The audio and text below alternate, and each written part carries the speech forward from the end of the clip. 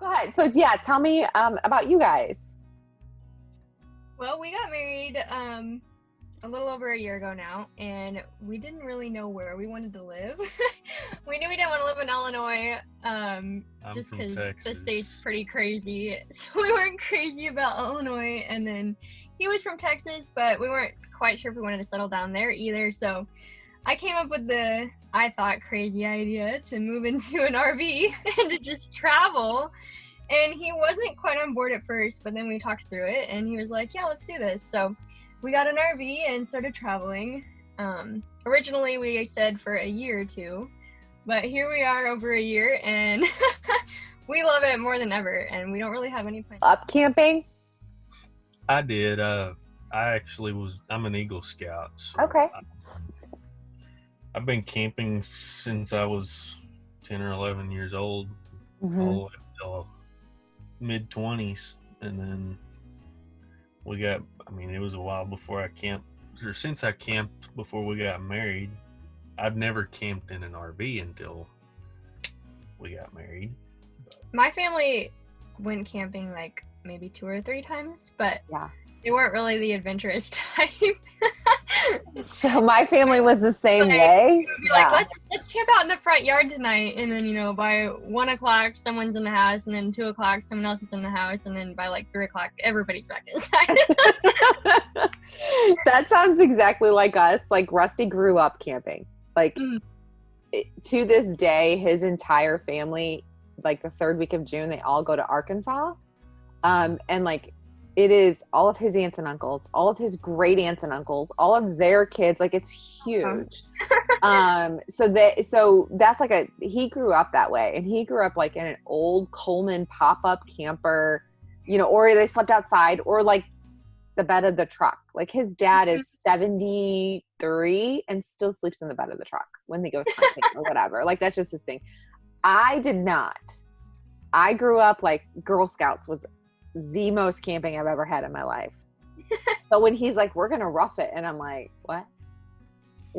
So like when we moved, I liked camping when we had the tent, but it was just so much work. Yeah. So when we moved up to a camper, I'm like, now this is the life I could get used to. We started out in a camper, but there was one night I was like, let's put up the tent, and then we couldn't do it outside for some reason. It was like raining or something. We literally set the tent up. We were in Albuquerque, and it was storming, and we found out that you couldn't actually camp on the mountain that we were wanting to camp on. We set the tent up in the living room of the RV. And we like this whole fort thing. It was so much fun. And we slept in the tent. That's awesome. That's awesome. That is so cool. Tip it up though. No. That's awesome.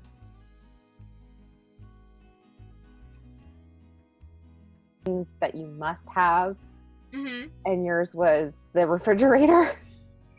Yeah. Pretty much the ice maker for him. Yeah. And see, like mine was the designated living room. I did not want one open space with the kitchen and the living room together. I wanted that designated living room. So we have like a little half, it's not a bar, but like a little half wall that separates them. So. Cool. Sorry, good track. No. What made you guys like pick the Montana and all that? Well, my dad had always traded vehicles at a dealership local to us, and they owned a RV dealership. So I started talking to them, and he said that Montanas were the best of the best for full-time living. So we did a lot of research together. We went and looked at some that were local as well, walked through some of the models that they had, and we just really liked the quality of it and the layouts and the floor plans. We really didn't hardly even look at anything else. Once we saw the Montana, we were like, okay, this is it. We just gotta find the right layout. We looked at a couple of Jaycos. We went in on them, but we walked right back out. Yeah. I hear you on that. I definitely hear you on that. This thing we've had for a year and had no issues with it, other than we had a blowout, but that's not their fault. Yeah. Super minimal issues. I mean, I know that there are exceptions and not every Montana is perfect, but we hear all these horror stories that people, you know, post about their trailers and stuff, and it's like, oh my goodness, I'm so glad we haven't had anything like that. This is our first, so this is a 2017, and this is, so we've had it, right, when did we get it? I think we got it November of 2016, like it was just, like it got built for us. And so we've had it, you know, going on 3 years, and this is the first year that we've ever had issues, and we're not even, you know, we had a couple things, like one of the slide motors was going out, like in the first year, like, you know, I don't know, stuff that I consider kind of minor. Yeah. You know, I don't know, like how often are you guys moving sites? Before the coronavirus craziness, we moved probably at least every 2 weeks. Yeah. We didn't really stay anywhere longer than that. When we get in the boondock area, we'd stay there for, sometimes we'd move twice a week. We'd stay somewhere until the tank was full and then move to a different place. Yeah. Yeah, so it really just depends. I mean, we've been stationary now for several months, but we're getting ready to head back out at the end of May here. 10 Actually, days from now. you were saying that your trailer was built for you. We're actually getting a new trailer. Oh. And Keystone's actually manufacturing it right now. It's going to come offline on the 27th, and it's going to be a 2021. So we are so excited. Nice. So what floor plan did you get? We got the 335BH, which is like a rear bunkhouse. Uh-huh. It's got a rear slide that pops out the back end. So Okay. The issue we had with this trailer was that when we first went full-time, we thought, you know, the bigger the better. Let's get the biggest one we can. And it ended up being a little bit too big for what we needed. We have some wasted space, and so this one's almost 42 foot that we're in currently, and we're going to downsize to one that's 37 foot. Okay. With the pop out, with the rear slide, when you extend the slide out, it becomes a 40-foot trailer again. So we'll have the length when we're stationary, but whenever we're moving, we won't have the extra length to, you know, it can be hairy sometimes getting in some situations. Yeah. A few pickles out in some boondocking spots before. Thank goodness for sliding hitches. Yeah. Oh yeah, for sure. Yeah, so we're getting a shorter trailer with a better layout for us. So that's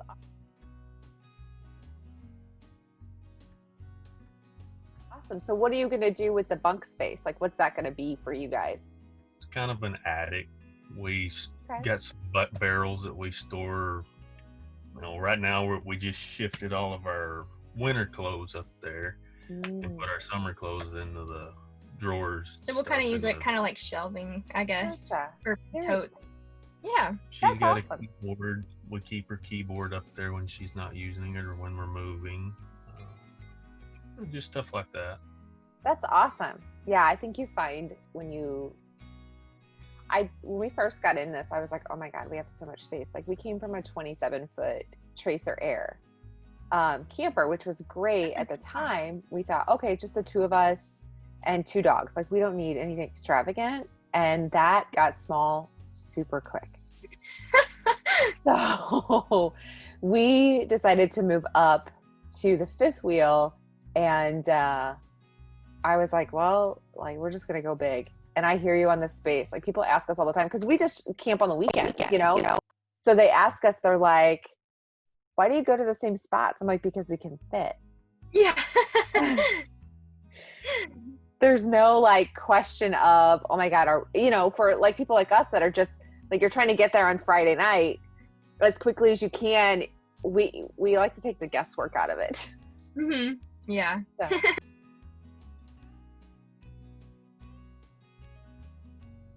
So have you guys found, so when you're like looking to go place to place, do you map it out, or are you just like, hey, we want to go here next? Usually she has an ultimate destination, and then we just kind of stop along the way. We might see we were going to Mount Rushmore, and on the way we stopped at Sioux Falls and went and did that, and Badlands. And we usually have like larger ultimate destinations, usually like the national parks, and then we find things along the way. to stop at, pretty much.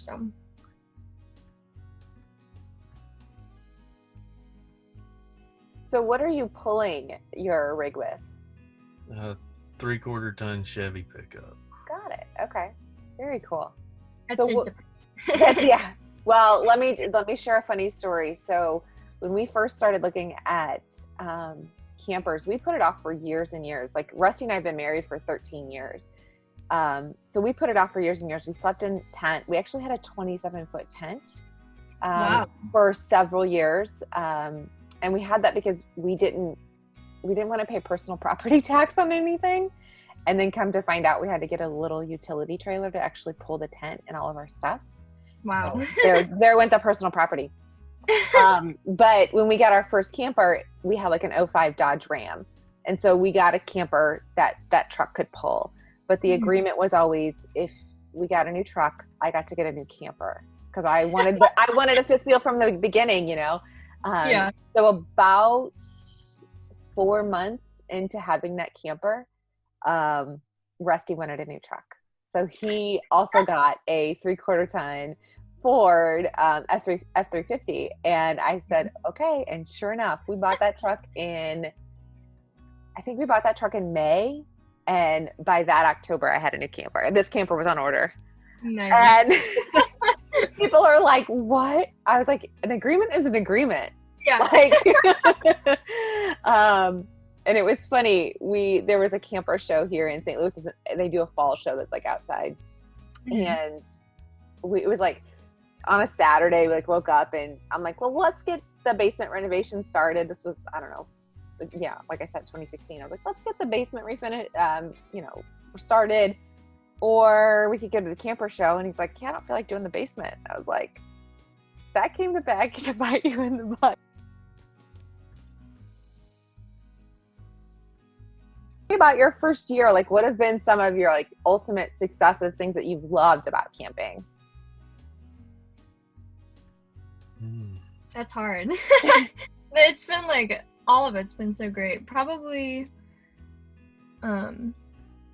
boondocking's been one of our favorite things. I would say just getting out in the middle of nowhere and away from people, away from everybody except for cell service, and hiking and just, exploring all the national parks. And I'd say probably the adventures have been our favorite part so far. Yeah. What's the best place that you guys feel like you've been to? We've been to a lot of cool places. Yeah. Badlands, we literally parked next to the cliff. That was really cool. Badlands. That was really awesome. Yeah. Nice. Arches National Park was a neat one too. We didn't get to spend a whole lot of time there. We're hoping to go back eventually, but that's been another good one. One of my favorite ones was probably Great Sand Dunes Yeah. National Park. We boondocked on some BLM land just outside of the park, and literally, the way I parked the trailer, we'd look out and see a mountain that was snow-capped. It was so beautiful. Right in front of us. Awesome. We're basically camping at the base of it. That was one of the coolest ones I remember. Yeah. That's awesome.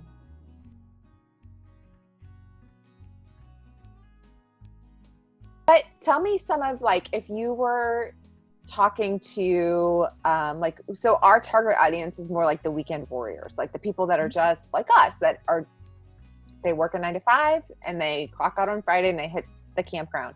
So what are some great tips that you feel like you've seen in your camper that you would want to share? With weekend warriors? Yeah. Anybody really, but just give you an idea of who our audience is.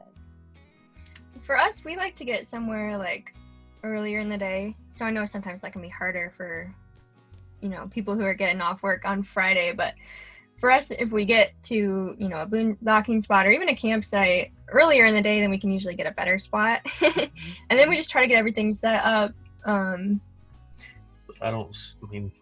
Really all I do to set up is level. And if we're in a campground, I plug the water, the electric, and the sewer dump. Well, you've got to rearrange everything inside and all that. So we try to get it all set up and then just enjoy it. We try not to stress about little things and just have a good time. So here, Here's a Montana question for you. Do you Okay. have trouble with your auto leveling?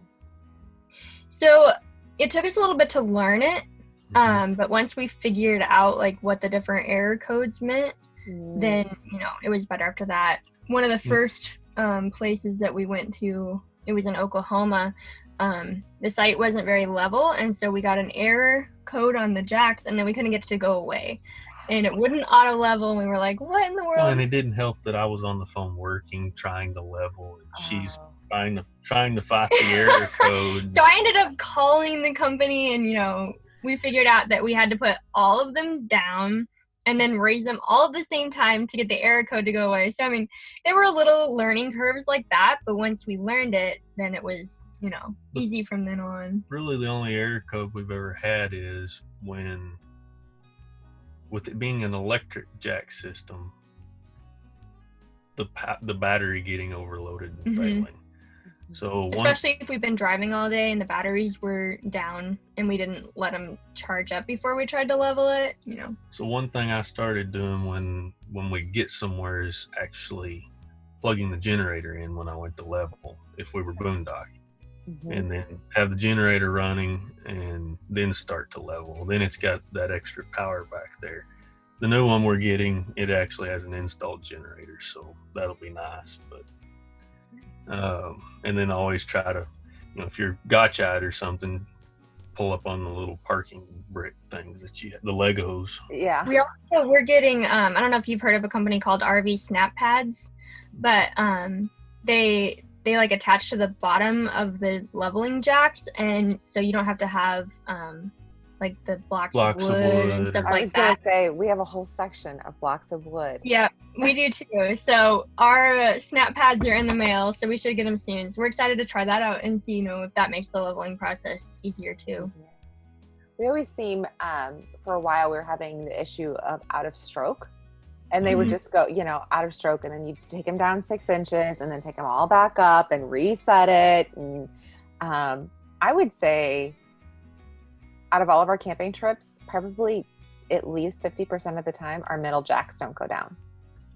And so we had it in for service earlier this year, hoping that they got that fixed.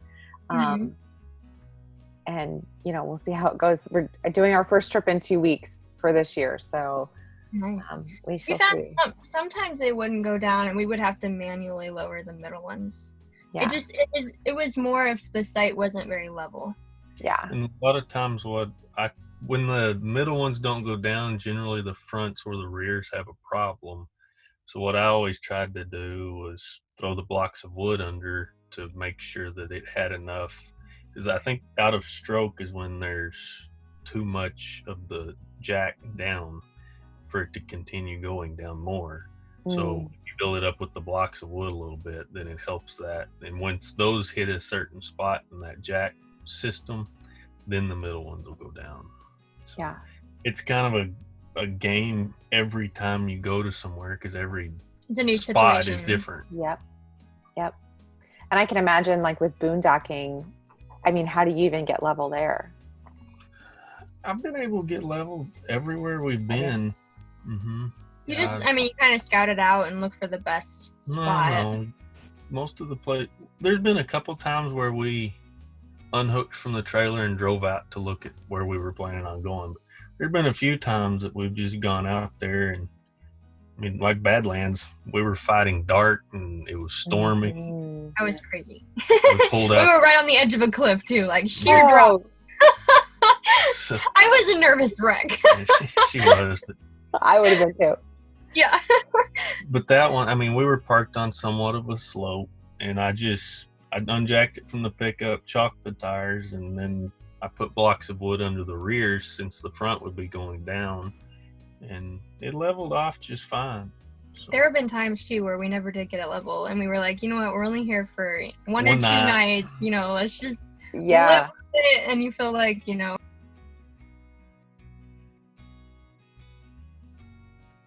So I think I saw that you all have a dog too. So is it just the 3 of you that travel? yes, ma'am. Very cool. How old is your dog? He just turned 1 like 3 weeks ago, I think. Yeah. So very cool. Have you found that any places are like not that they're against dogs, but they're not as dog friendly. Yeah, especially a lot of the like national parks don't allow dogs on the hiking trails and stuff. So our truck has remote start to where you can like leave the vehicle running even though it's locked. So we found that helpful in like Badlands National Park. Your dog can be in the vehicle with you, but there's little short hikes that they can't go on. So we would make sure the air conditioning was left on for him in the truck, and then go and come right back. But there have been some times that we've not been able to go somewhere because we had a dog with us. Like but Mount Rushmore, we got to Mount Rushmore and we're walking up and we had Cap with us. And all of a sudden there's a sign that says no pets beyond this point. So we turned around and we didn't want to leave him in the vehicle for that long. So we ended up coming back a different day without him. Yeah. What we usually do is we'll go on hikes like early in the morning so that we don't have to worry about it getting overheated in the RV. We try to get back by around like 11 or 12 so that things are still cool enough that he's fine. We don't have to worry about him whenever we're in a situation where he can't go with us.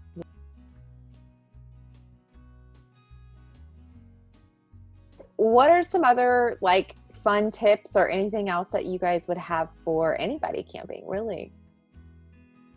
I don't know.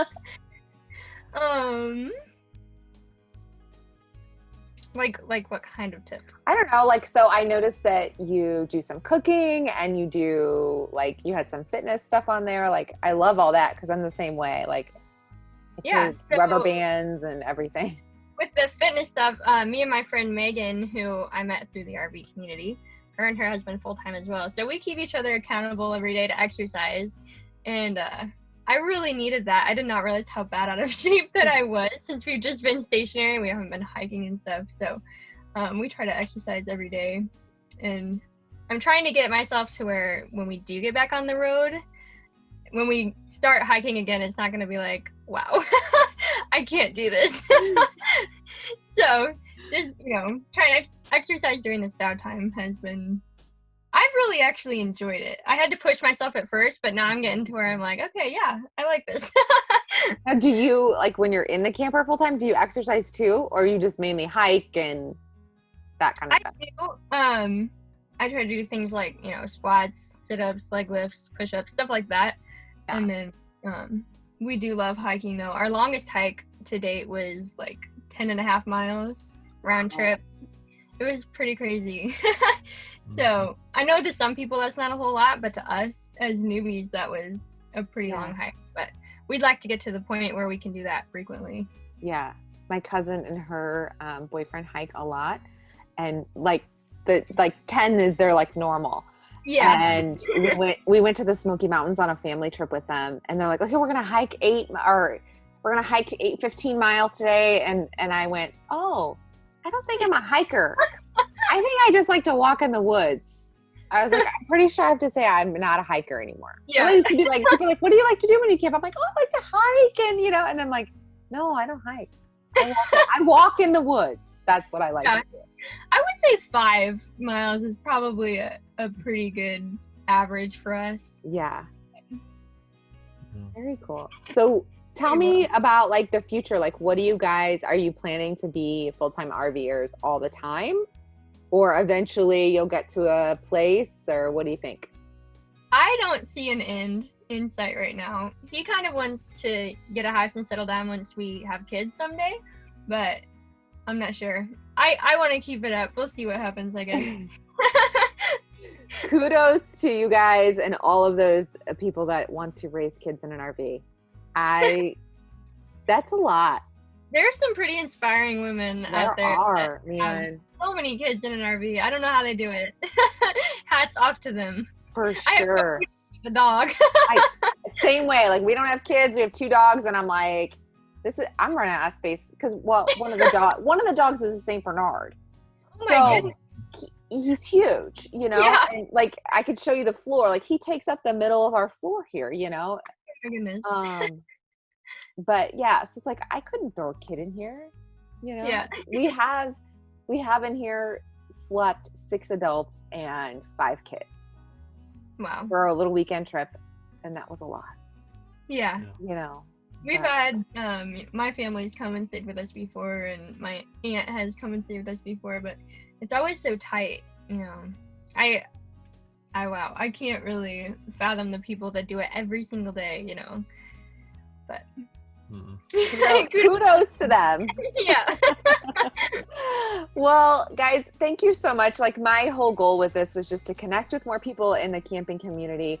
Obviously, if there's, you know, ways that we can promote one another, like I think I told you guys, like, I recorded this